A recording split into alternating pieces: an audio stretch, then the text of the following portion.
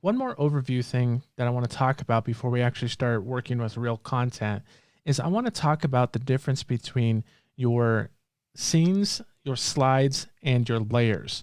Now, the first thing that you see when you come into Storyline is your scene view.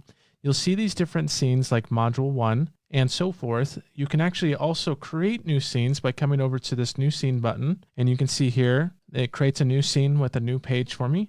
I can call this one Module 2. And this automatically creates a page for me there. Now, if I preview this scene, or actually let's preview this entire project, let's see what the modules actually do here. So you can see it pretty much separates these pages into what I call chapters or modules, and it's a way to separate it into different subjects. Now, if I come into Module 1, I can come in here and insert a new slide. So right click, go down to basic layouts, click on blank slide as well. And by previewing the entire project, I will see all of the pages inside of Module 1 and then Module 2. Now, as I go on to Module 2, it will then collapse all of the other modules, and I'm just focused on Module 2 there.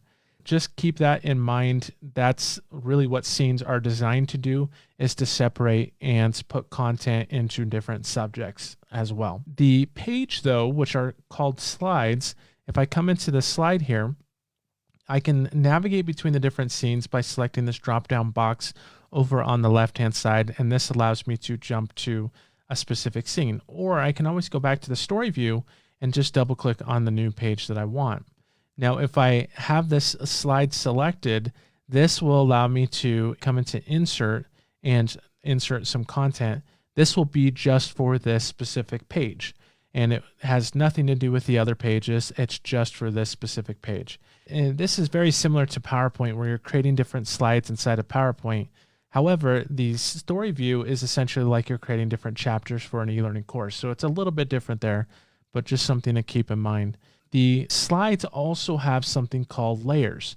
Layers actually allow you to add content that is not visible by default, but you can trigger the visibility of it at a later point. So if I come into the right-hand side here, I can click on Add a Layer, and then I can insert, let's just insert a shape.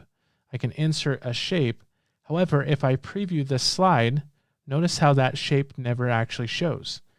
I have to trigger the visibility of that slide, and we'll talk about how to do that later.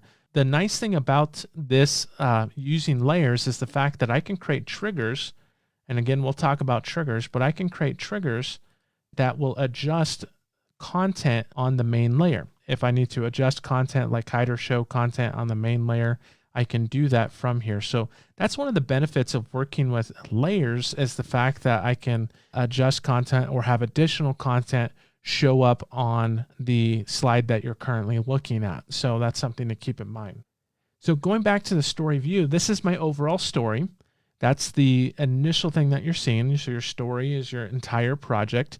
Your scene is the different groups together. So your modules are your chapters.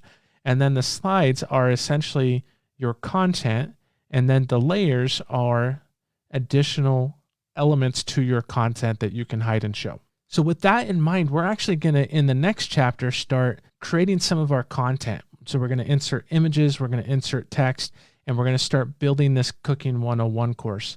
For now, though, I don't need Module 2, so I'm going to go ahead and right-click and then delete Module 2. And in fact, I don't even need the second page yet.